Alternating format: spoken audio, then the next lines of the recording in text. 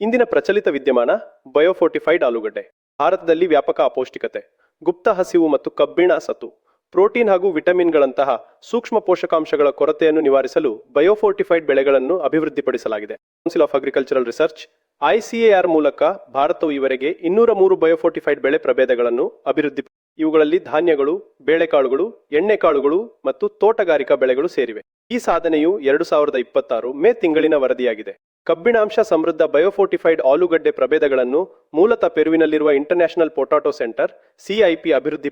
ಇವುಗಳನ್ನು ಪ್ರಸ್ತುತ ICARನ central potato research institute CPRI ಶಿಮ್ಲಾದಲ್ಲಿ ಮೌಲ್ಯಮಾಪನ ಮತ್ತು ಅಳವಡಿಕೆ ಮಾಡುತ್ತಿದೆ.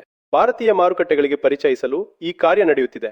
ಇದು 2026 ಜುಲೈ ತಿಂಗಳ ವೇಳೆಗೆ ಮಾರುಕಟ್ಟೆಗೆ ಬರುವ ನಿರೀಕ್ಷೆ ಇದೆ. ICAR CPRI ಕುಫ್ರಿಮಾಣಿಕ್ ಎಂಬ ಪೋಷಕಾಂಶ ಭರಿತ ಆಲೂಗಡ್ಡೆ ಪ್ರಭೇದವನ್ನು ಬಿಡುಗಡೆ ಮಾಡಿದೆ.